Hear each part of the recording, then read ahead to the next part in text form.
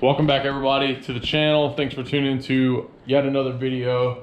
Man, I know it's been a while.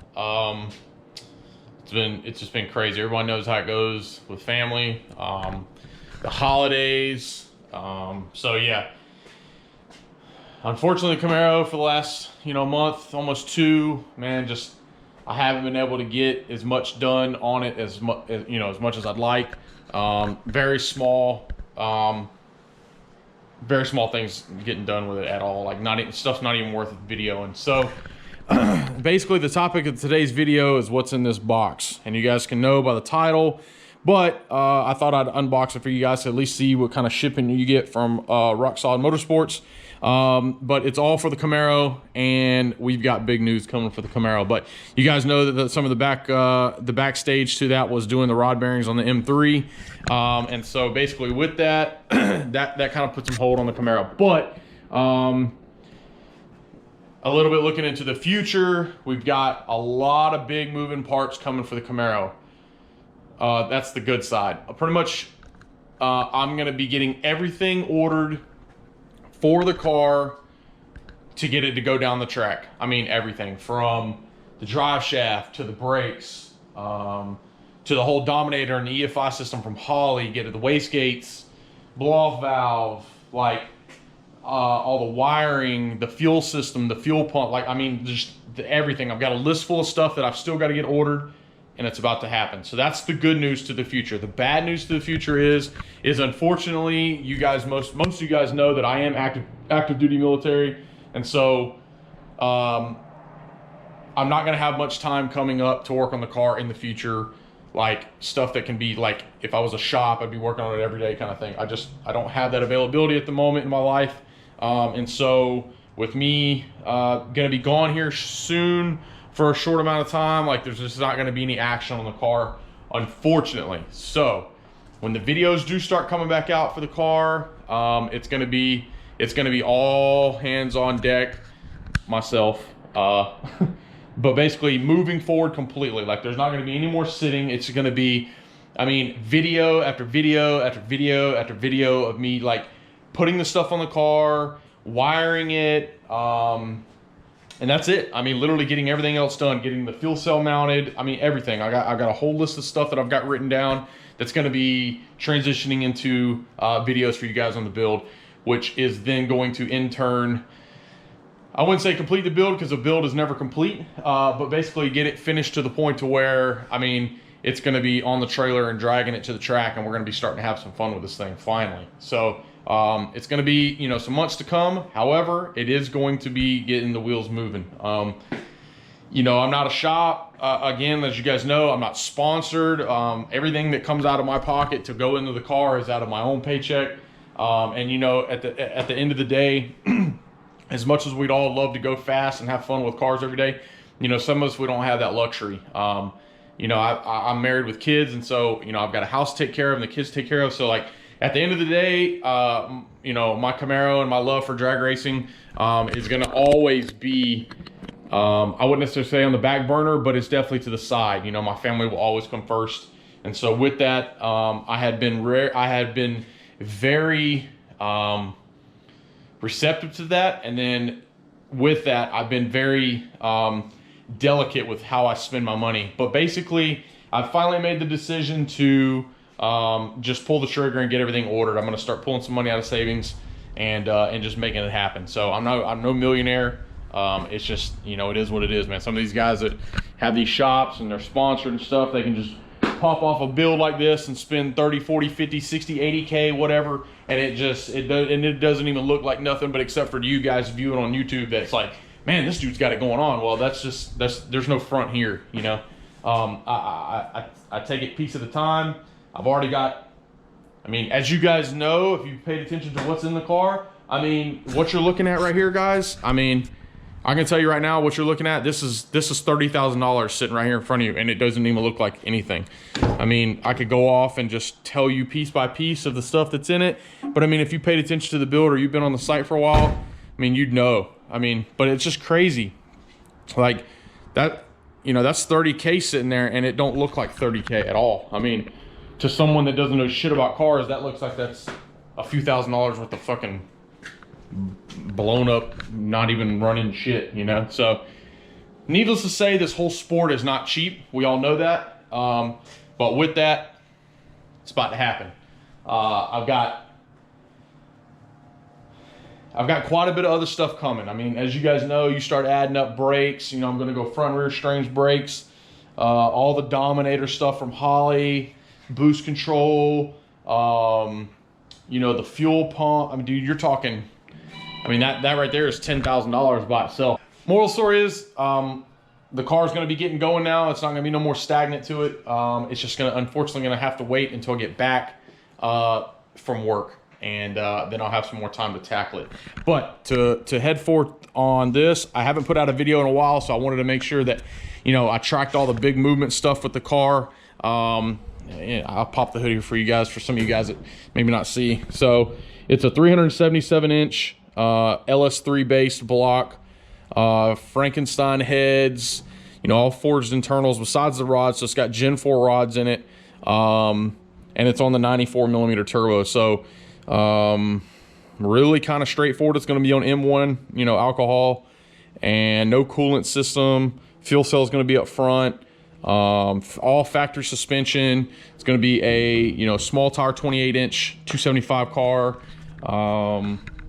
Parachute. Try to get it as lightweight as possible, but a street car. I mean, it's got a VIN. It'll have working taillights, headlights, titled. You know, it's no full-blown race car. I don't ever want to put, like, you know, I don't want to just full tube chassis it, back half it. Like, that's just, to me, that's just not the plans for this car at all.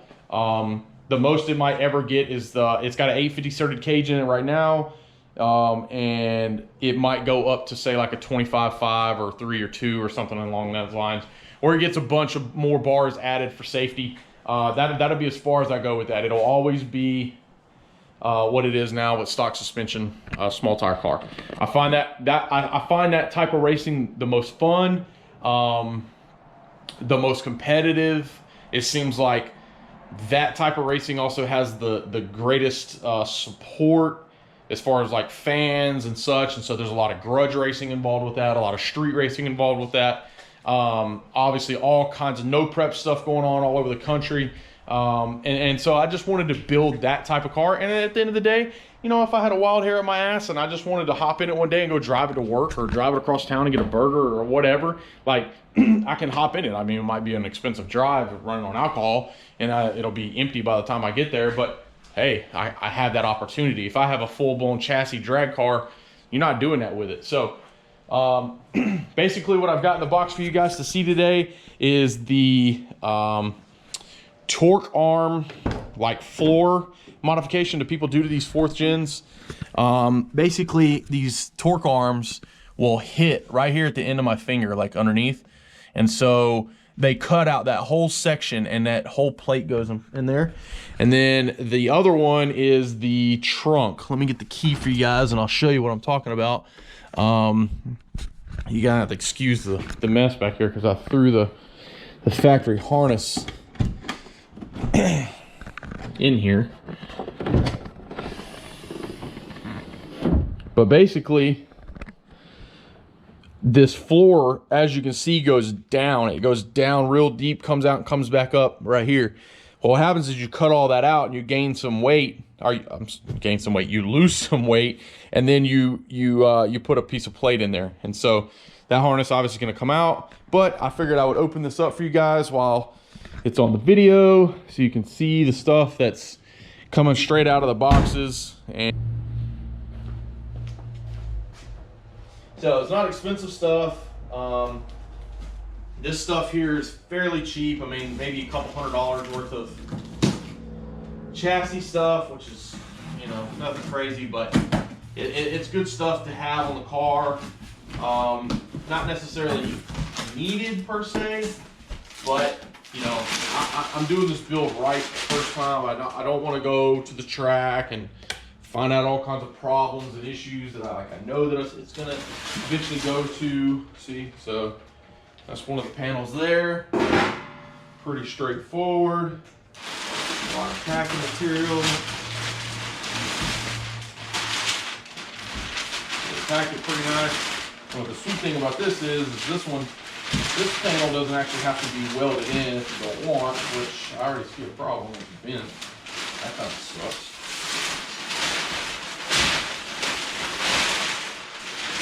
So at some point there during shipping, that got bent. But no big deal. It's actually, I assumed that it was aluminum, but it's not aluminum. It's just real thin sheet metal. But I'll have to straighten that corner back out and make it flat. But basically, guys, this goes in place of that down there. So you would just take and cut that out.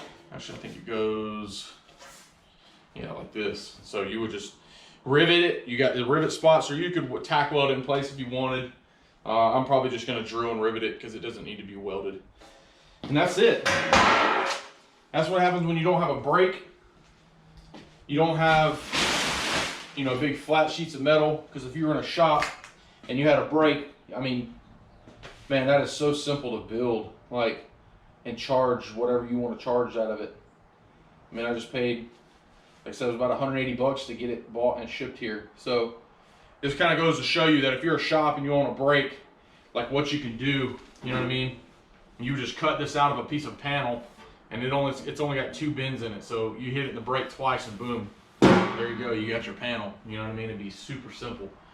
Same thing with that. I mean, it's got 2 bends in it. Boom, boom. Obviously, it's laser cut out, but I mean, you wouldn't even have to necessarily be that fancy. You don't have to have a water jet machine or laser set up to cut it out.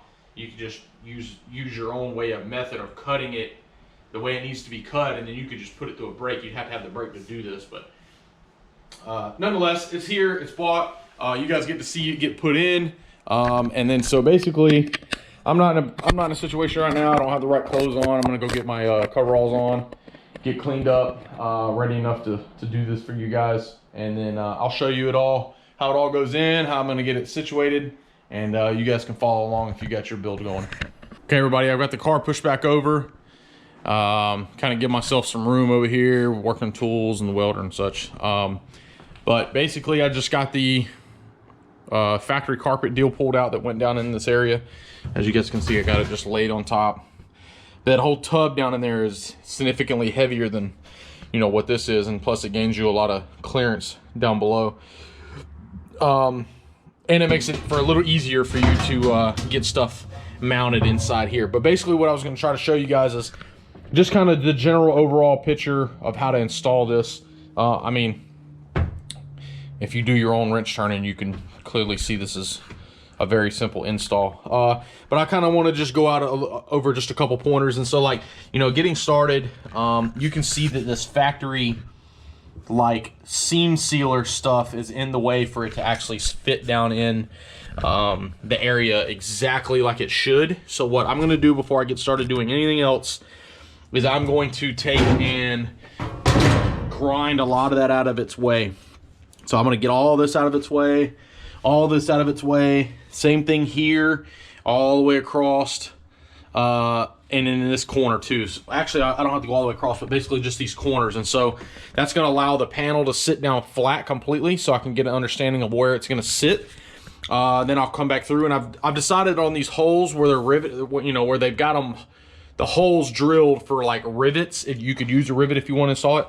I'm actually just gonna tack it in each one of those holes with my MIG welder or TIG. I haven't decided yet, but I'm probably just gonna use my MIG welder just because it's brand new. I've never used it yet, so I figured I'd perfect chance to fire it up and get some time on it. But yeah, it'll be more permanent. You know, you'd have to drill the welds out just to get this panel out of the place, but I mean, once the panel's in place, you know, you don't really have a reason to ever take it back out. And it's really no different than if you were gonna remove it once it was riveted, because in order to remove a rivet, you still have to drill it out. So either you're drilling a rivet out to remove it, or you're drilling the weld out to remove it.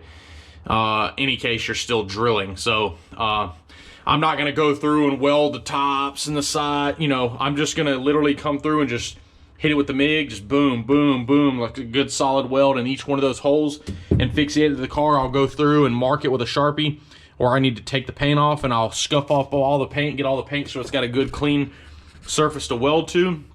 And then basically for the cut, so as you can tell, this panel goes across flat, right? So it's designed to go across completely over the top of this frame rail and sit right there. So if you think about it, I mean, everything below this point is theoretically going to be gone from the car, right? So once you get it in place, that's why I wanted to clean that stuff up and get it put in place, because I'm going to go across the top of this with a Sharpie marker on the edge of it up there. And then that way it kind of gives me an understanding of, you know, like, do not cut above this line kind of thing. So then everything basically that's like, as long as you take a line and you see how this is a radius here, if you cut it basically almost in the middle of that radius, maybe slightly below it, and you just imagine a line all the way around, basically almost that lip right there, all the way around, is pretty much gonna be your cut. Same thing coming back around here, right?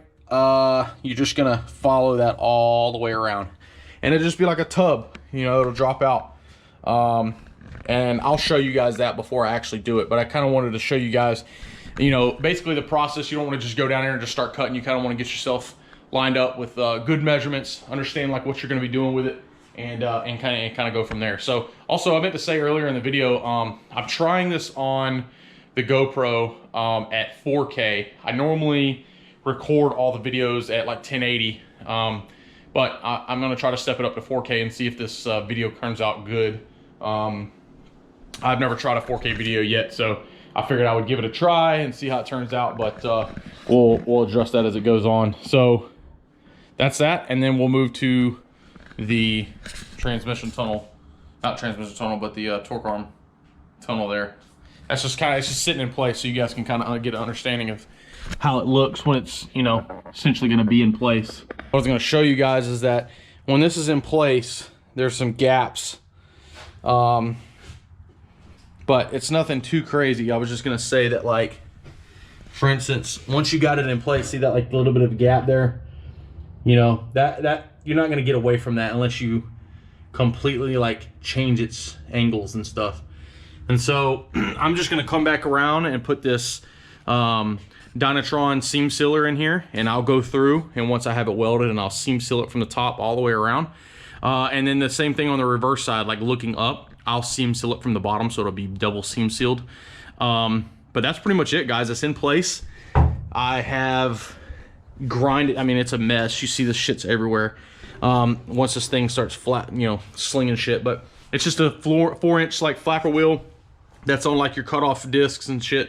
Same aisle. You know, you just get them from there. And that's pretty much it, guys. It's sitting in there. I'll have to clean up those areas where I talked about welding, and then you know, like there's a couple spots right here that goes right into this seam sealer that I'll end up having to try to cut back a little bit and see if it's good enough to weld to. If not, I'll have to run like a small little like 2-step bead right here or something. Same thing here, but it's fitting nice. It's sit down once that stuff is out of the way. That's pretty much where it's going to sit, guys. So it kind of gives you an understanding of, you know, what you're working with here and how you're going to gain this versus, let me show you from the bottom with it not cut out yet. I mean, you see that big giant tub. So all of this is going to be gone here just shortly, along with these hangers, right? Because they hook to that. But you know, I don't have a fuel tank in this thing no more. I just haven't removed the hangers out of it yet, which they're going to come out with this, so I'm not really sweating it. But kind of gives you guys an understanding of how much clearance and stuff you're going to be gaining under here. And yeah, so that's it, guys. Let me get this thing marked and cleaned up with the flapper wheel and exactly like where I'm going to be doing the welds, and then we'll pull that back out, make our cut, clean up the edges or whatever, so we're not, you know, you're not working around like super sharp edges down there at the bottom if you're underneath the car or whatever. And then I'll weld it in place and I'll show you guys all that.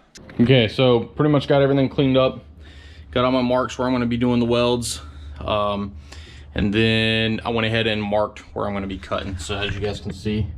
So I basically, like I said earlier, on this radius, I split the difference, so it's kind of like, you know, halfway on the radius, and then I followed it around, and then this lip is a good straight line all the way across. So as I came around this corner, just kind of went up and leveled off with it.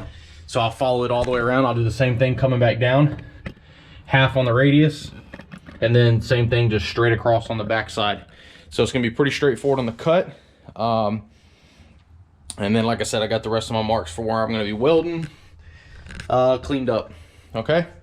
So I'm at a point right now where it's pretty much ready to be cut out of here. So follow your guys' lines, make sure you're double checking everything underneath the car that you're ready to cut. You don't have nothing underneath there that you know, that your cutoff wheel is gonna cut that you don't want. Obviously, I've already done that, and there's nothing underneath there that's gonna stop it. But basically, the only thing I think might, you know, another area you might have to cut is this flat section right here, depending on, because once you cut the top out of this thing, like, it's still gonna be supported by this right here. So I think what's gonna have to happen is I'm gonna have to make a straight cut from the top straight down right here and get this out of the way, because I got a feeling that once I cut the top hoop basically out of that, it's still going to be supported by those flat pieces. So once I get this cut, I'll come back with you guys and I'll show you what I'm talking about. Boom, bumper's off. All right, so you probably don't necessarily have to do this. I decided to do it because of two reasons. One, mainly because the bumper was already going to have to come off at some point here in the near future anyway, because the parachute's got to get mounted. So the parachute mount's going to go in here and cut a hole in the bumper, blah, blah, blah, all that. So my bumper was already going to have to come off irregardless.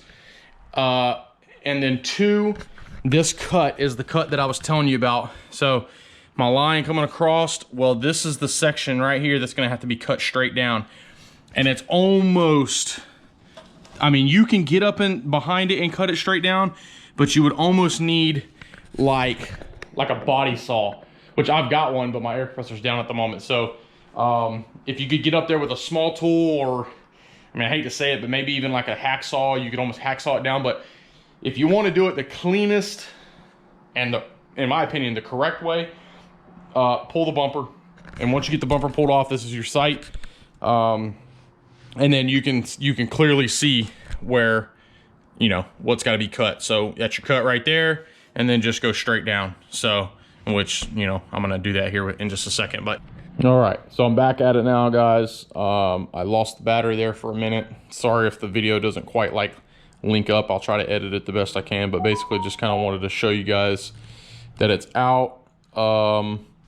The bumper support, not quite sure where the last clip left off. Like I said, again, I'll try to edit it the best I can, but basically I pulled the bumper off to try to get that clearance, like I said earlier. So the panel's not welded in yet, but it's sitting in place like where it's gonna be. And so that's essentially like what you're gonna be looking at. And I'll try to get a undershot picture here for you guys. So there you go. So what I'm about to do, and I'm gonna show you guys, when I made my initial cut, I basically was playing it safe with cutting it. So I want the car to be light, but I don't want the car to be hacked up, okay? In a sense that, like, some of your drag cars you might see, I mean, everywhere you look, someone's cut something, just hacked it all to pieces, and I don't want that. I want a car that is like very methodically thought out, cut in certain areas where it needs to be cut, and nonetheless, my cut that I made here that you see was a safe cut. So what I want you to understand is that now that I see exactly how the panel's gonna sit, this is an area where I'm gonna go back and I'm gonna cut just a little bit more. So you can see up in here, I could go outwards of the car a little bit, up into this flat area, not into this seam, this welded area here, but just this side of it, okay? Basically like where the end of my fingernail would be, all right? And I'm gonna make a cut there, and I'm gonna cut it all the way up here, and then I'm also gonna cut it back this way, all right? And it's gonna get rid of all of this lip under here, all this right here, okay? And it's gonna be the same thing on this side as well, okay? So you can see, like, up in this corner, I'm gonna cut it all up in here, straight all the way to this corner. This side of this plate in this welded area here, okay? I'm not gonna cut into that frame rail, But this side, I'm gonna draw a line. I'm gonna cut this all flat, all the way up in here, and then the same thing here. Just kind of cut it back a little bit, okay? And basically, what it's gonna do is it's gonna allow all of this to be gone. This lip and this edge that I don't want hanging down. Like if you slide up underneath the car right now, you know what I'm saying? That's like the first thing you see when you see that area cut out. And I don't want that. I want it to look clean and put up. And so basically, this plate now is gonna come over past this point. So once you cut right here, you're still gonna have plate showing. So it's not like you're gonna just lose that, right? So, and then same thing here, like I haven't decided if I'm gonna try to take and bend this inward a little bit, try to straighten this out, or I just leave it the way it is and not worry about it. You can kind of see that it's hanging down a little bit, but it's really not quite that bad. It looks a little worse on camera, but it's kind of hard to get an angle. That might be able to give you a better idea. So I might come back across here and try to straighten that line up a little bit, at least gain me a little bit, because this side's nice and clean. And I probably will do that. I'll probably come across here and make that a little cleaner. So basically that's pretty much it, guys. You can see, now that I'm all the way up underneath here, I'm going to show you what I'm talking about. You can see how it cuts these hangers out, okay, for the fuel tank.